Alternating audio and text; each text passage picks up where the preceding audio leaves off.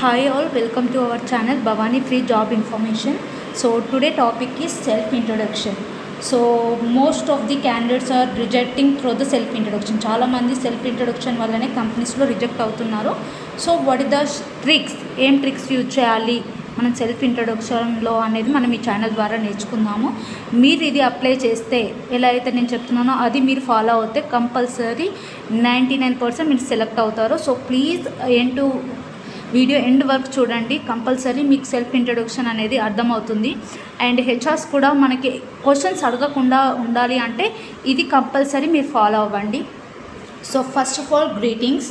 So greetings అంటే ఏం లేదమ్మా, like good morning, good afternoon, good evening. So ఇలాంటి మనం విషెస్ అనేది చెప్పాలి. సో దీనివల్ల ఏంటంటే హెచ్ఆర్స్ ఏ ప్రెషర్లో ఉన్నా కూడా వాళ్ళు రిలాక్స్ అవుతారు. It's like A happy news for them. So greetings like good morning based on the timing, మనం గుడ్ మార్నింగ్ గుడ్ ఆఫ్టర్నూన్ అనేది మనం టైమింగ్స్ బట్టి విష్ చేయండి. నెక్స్ట్ ఈ గ్రీటింగ్స్ తర్వాత మనం ఒక్క క్వశ్చన్ అయ్యాలమ్మా హెచ్ఆర్స్ని, like how are you sir or madam. How are you sir or madam అనే వర్డ్ అనేది యూజ్ చేయాలి. ఎందుకు మేడం మనం ఈ వర్డ్ యూజ్ చేయాలి అంటే హెచ్ఆర్స్ ఏ వర్క్ ప్రెషర్లో ఉన్నా కూడా ఈ వర్డ్ అడగగానే వాళ్ళకి మనం ఇచ్చే రెస్పెక్ట్ అండ్ మనం ఏదైతే ప్రెషర్ ఫీల్ అవుతున్నామో వాళ్ళకి అది ఇంటిమేట్ చేసినట్టు ఉంటుంది. అండ్ వాళ్ళు ఏదైతే క్వశ్చన్స్ అడగాలనుకుంటున్నారో మనకు కొంచెం బెనిఫిట్ అయి ఉంటుంది, ఒక పాజిటివ్ మైండ్ సెట్ అనేది కలుగుతుంది. కాబట్టి ఇది సెంటెన్స్ కంపల్సరీ యూజ్ చేయండి. So next thing, so greetings, how are you sir or madam. Next మనం ఏం చెప్పాలి అంటే ఆటోమేటిక్గా హెచ్ఆర్ అనేవాళ్ళు మన రెజ్యూమ్ అనేది చూస్తారు. సో మన అప్కమింగ్ వీడియోస్లో కూడా రెజ్యూమ్ ఎలా చేయాలి అనేది కూడా నేను చెప్తాను. So after the resume every HRs మనం అడిగేది ఏంటి అంటే self introduction. So self introduction అడగగానే మనం ఏం చెప్పాలి, first thank you sir or madam, thank you sir or madam for giving this wonderful opportunity, for giving this wonderful opportunity అనేది మనం చెప్పాలి. ఎందుకు అంటే జాబ్ అనేది మనకు ఒక మంచి ఆపర్చునిటీ. సో దాన్ని మనం మన హెచ్ఆర్కి చెప్తే వాళ్ళకి మనకి ఎంతైతే ఇంట్రెస్ట్ ఉంది జాబ్ అనేది వాళ్ళకి తెలుస్తుంది. కాబట్టి ఈ వర్డ్ అనేది చేయాలి. ప్రతి వర్డ్ మనం ఏదైతే హెచ్ఆర్కి చెప్తామో దానివల్ల హెచ్ఆర్ ఒక మన మీద పాజిటివ్ ఇంప్రెషన్ అనేది వస్తుంది. సో దాని ద్వారా ఏంటి అంటే మనకు కొంచెం పాజిటివ్ రెస్పాన్స్ అనేది ఇవ్వడానికి ఛాన్స్ ఉంటుంది. సో కంపల్సరీ ఇలాంటి వర్డ్స్ అనేది యూజ్ చేయండి. Next myself Bhavani. ఇక్కడ మీ ఫుల్ నేమ్ యూజ్ చేయండి, షార్ట్ కట్ నేమ్స్ వాడకండి. మేడం ఇది వాడింది అంటే జస్ట్ మీకు శాంపుల్ ఎగ్జాంపుల్ మాత్రమే ఇస్తున్నాను కాబట్టి నేను యూజ్ చేశాను. ఫర్ ఎగ్జాంపుల్ భవానీ సిరిపురం, ఇలాంటి మీ సర్ నేమ్స్తో పాటు మీ నేమ్స్ చెప్పండి. Next I am from Karimnagar. So మన లొకాలిటీ కరీంనగర్ ఆర్ హైదరాబాద్, ఏ లొకేషన్లో మనం ఉంటామో ఆ లొకాలిటీని మనకు చెప్పాలి.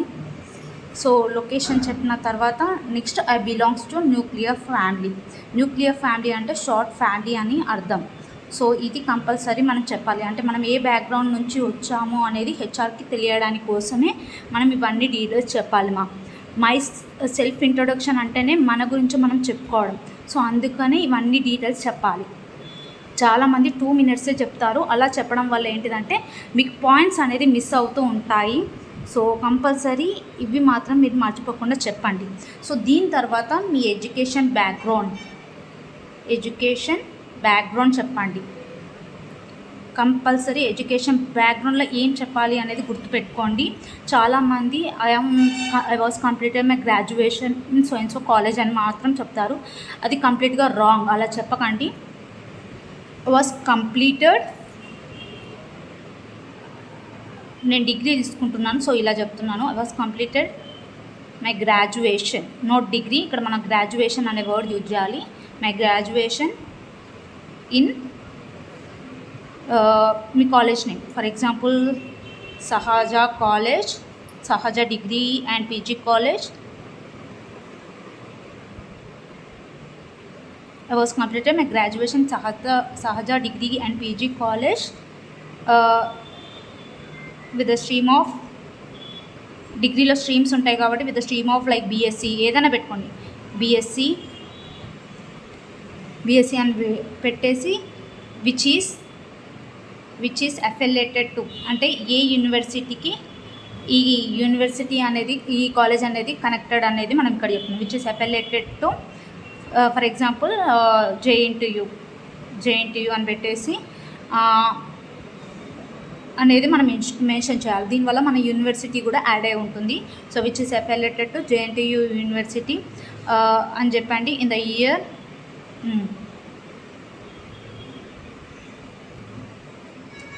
Year something 2025.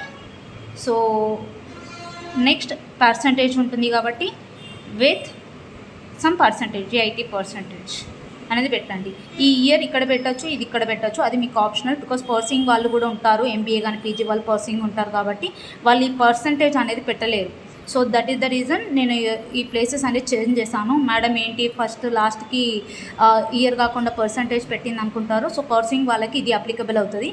ఇన్ కేస్ పర్సింగ్ కాకుండా కంప్లీట్ అయిన వాళ్ళు ఏం చేస్తారంటే was completed my graduation in Sahasra degree and PG college with the stream of BSc with 80% which is affiliated to JNTU in the year 2025 అని పెట్టుకోవచ్చు. ఎవరైతే పర్సూయింగ్ ఉన్నారో వాళ్ళు ఇది అప్లికబుల్ అవుతుంది, గుర్తుపెట్టుకోండి. పర్సూయింగ్. సో కంప్లీట్ అయిన వాళ్ళు ఇది రాసుకోండి, మరీ చెప్తున్నాను. I was completed my graduation. ఇక్కడ పోస్ట్ గ్రాడ్యుయేషన్ ఉంటే పోస్ట్ గ్రాడ్యుయేషన్, లేదంటే బీటెక్ ఉంటే బీటెక్, ఏది ఉంటే అది చేసుకోండి. ఇన్ సహజ degree and PG college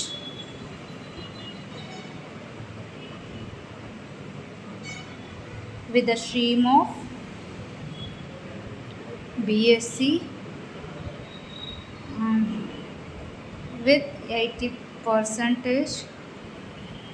which is affiliated to something JNTU in the year 2023 or 24. Me year password బట్టి మీరు ఇక్కడ చెప్పుకోండి. ఇది ఎవరైతే కంప్లీట్ వాళ్ళు చెప్పాల్సినది ఉంటుంది. ఓకేనా గైస్, మీకు ఇది కంప్లీట్గా మీకు అర్థమైందని అనుకుంటున్నారు. ప్లీజ్ నోట్ చేసుకోండి. అండ్ నెక్స్ట్, సో ఎవరైతే ఇది చెప్పాక అచీవ్మెంట్స్ రండి. అచీవ్మెంట్స్ చెప్పాలా మేడం అంటే ఇది 90% మీకు హెల్ప్ చేస్తుంది మీరు సెలెక్ట్ అవ్వడానికి. సో అచీవ్మెంట్స్ అనేది ఇంక్లూడ్ చేసుకోండి. ఇక్కడ అచీవ్మెంట్స్ అంటే మీకు ఏదైతే సర్టిఫికేషన్స్ వస్తాయో కాలేజ్ నుంచి కానీ, గేమ్స్ కానీ, సంథింగ్ ఎనీ కాంపిటీషన్ ఏం వచ్చినా కూడా మీరు ఈ సర్టిఫికేషన్ అనేది మీరు ఇక్కడ ఇంక్లూడ్ చేయండి. ఎలా చేయాలి మేడం అంటే, so I got certificate from for example Satavahana university certificate from Shatavahana University by the seminars. So ఇది కాదు, నాకు ఫస్ట్ ప్రైజ్ వచ్చింది. నెక్స్ట్ ఏం చేయాలంటే I receive award from any competition, I received award from so and so program. ఎందుకు వచ్చింది అనేది మీరు మెన్షన్ చేయాలి. I received award from program అనేది మెన్షన్ చేయండి. బై దట్ మీ టాలెంట్ అనేది ప్రూవ్ అవుతుంది. సో ఇలాంటి అనేది కంపల్సరీ మీరు మీ అచీవ్మెంట్స్లో ఇంక్లూడ్ చేయండి. దీనివల్ల మీకు చాలా హెల్ప్ అవుతుంది. ఇది మరీ చెప్తున్నాను. అది చిన్న కాంపిటీషనే కావచ్చు, ఈవెన్ రంగోలీ కావచ్చు, ఎలాంటి అయినా కూడా మీరు అది ఇంక్లూడ్ చేయండి. నెక్స్ట్ అచీవ్మెంట్ తర్వాత హాబీస్. ఈ హాబీస్ ద్వారానే మీ స్కిల్స్ అనేది బయటపడతాయి. సో దీంట్లో ఏంటిదంటే అన్నెసెసరీ హాబీస్ కాకుండా నెసెసరీ హాబీస్ అనేది ఇంక్లూడ్ చేయండి. ఫర్ ఎగ్జాంపుల్ రీడింగ్ బుక్స్ అనుకోండి, రీడింగ్ బుక్స్. సో ఈ బుక్స్ ఏవైతే మీరు చదవాలి అనుకుంటున్నారు లేదంటే చదివారు ఆ బుక్స్ ఇంక్లూడ్ చేయండి. ఫర్ ఎగ్జాంపుల్ నేను కొన్ని స్టోరీ బుక్స్ చదివాను, ఆ బుక్స్ అడగంగానే నేను నేమ్స్ చెప్తాను, ఆథర్ చెప్తాను, స్టోరీ చెప్తాను. ఎందుకంటే అది బుక్స్ నేను చదివాను కాబట్టి. అలాంటి ఏవైనా బుక్స్ మీరు చెప్పగలుగుతారు అంటేనే రీడింగ్ బుక్స్ అనేది ఇంక్లూడ్ చేయండి. లేదంటే మాత్రం ఈ రీడింగ్ బుక్స్ అనేది నుంచి స్కిప్ చేయండి మీ హాబీస్లో నుంచి. Next, web browsing. Web browsing అంటే చాలామందికి తెలియదు. వెబ్ బ్రౌజింగ్ అంటే ఊరికే మనం గూగుల్లో సెర్చ్ చేస్తూ ఉండడం, అప్డేట్ చేస్తూ ఉండడం, ఫాలో అవ్వడం, దీన్ని వెబ్ బ్రౌజింగ్ అంటారు. ఇది కంపల్సరీ హెల్ప్ అవుతుంది ప్రజెంట్ జనరేషన్లో. బికాస్ మనకు అంత టెక్నాలజీ అనేది అప్డేట్ అవుతుంది కాబట్టి ఆ వెబ్ బ్రౌజింగ్ అనేది మంచిగా మనకి అప్డేట్ చేసుకోవడానికి హెల్ప్ అవుతుంది అనేది ఒక ఇంప్రెషన్ కలుగుతుంది. సో వెబ్ బ్రౌజింగ్ అనేది కూడా మీరు ఇంక్లూడ్ చేయొచ్చు. Games, indoor games or outdoor games, ఏదైనా మీరు ఇంక్లూడ్ చేసుకోవచ్చు. Because it is for relaxation, mind relaxation. And main while ఏంటిదంటే మన కాన్సన్ట్రేషన్ అనేది మనకు పెడుతుంది. అండ్ మెయిన్ వైల్ ఒక మనం అచీవ్ చేయడానికి పెడతాం. లైక్ కాంపిటీషన్లో విన్ అవ్వడానికి మనం ఈ గేమ్స్ అనేది ఆడతాం.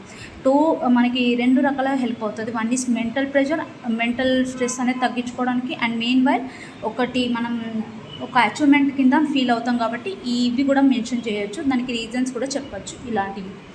సో ఇలాంటివి చెప్పచ్చు. నెక్స్ట్, చాలామంది లైక్ డ్రాయింగ్ అని పెడతారు, సింగింగ్ అని పెడతారు, డ్యాన్సింగ్ అని చెప్తారు. ఇలాంటి అన్నెసెసరీ హాబీస్ అనేది పెట్టకండి. దీనివల్ల యూజ్ ఉండదు. మీరు పెట్టినంత మాత్రాన మేడం ఏమైనా నెగిటివ్ అవుతుందా అంటే యూజ్ ఉండదు. యూజ్ కానీ మీరు పెట్టినా కూడా అదంతగా హెల్ప్ అవ్వదు అనేది నా ఒపీనియన్. సో ఇది మాత్రం పెట్టకండి. సో ఇది hobbies. Next, achievements, hobbies. Next వచ్చేసి family background.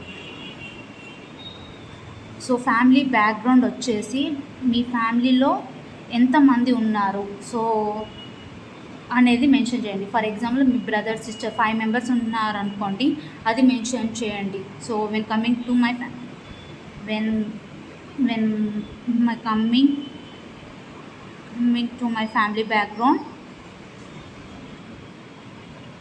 family background,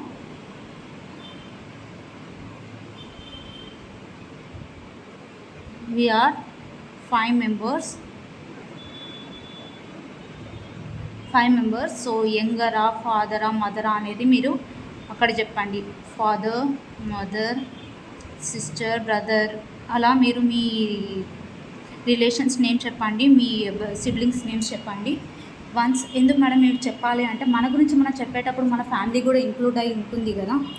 so compulsory మీరు ఇవి కూడా చెప్పాలి. ఓకేనా. సో ఇది మీ ఫ్యామిలీ బ్యాక్గ్రౌండ్. ఎప్పుడైతే మీ ఫ్యామిలీ బ్యాక్గ్రౌండ్ చెప్తారో అప్పుడే మీ సెల్ఫ్ ఇంట్రడక్షన్ అనేది అయిపోతుంది. సో దీని తర్వాత ఏంటి అంటే హ్యావ్ ఏ గుడ్ డే అని చెప్పండి. Have a good day sir, good day, thank you for your valuable time. So దీన్ని చెప్పడం వల్ల ఏంటి అంటే మనకి చాలా హెల్ప్ అవుతుంది. హెచ్ఆర్స్ మన కోసం టైం కేటాయించినట్టు ఉంటుంది కాబట్టి ఒక మంచి పాజిటివ్ ఇంప్రెషన్ అనేది అవుతుంది. So have a good day sir or madam, thanks for your valuable time అని చెప్పండి. తర్వాత మీరు వెళ్ళిపోవచ్చు. ఓకేనా. Thank you all.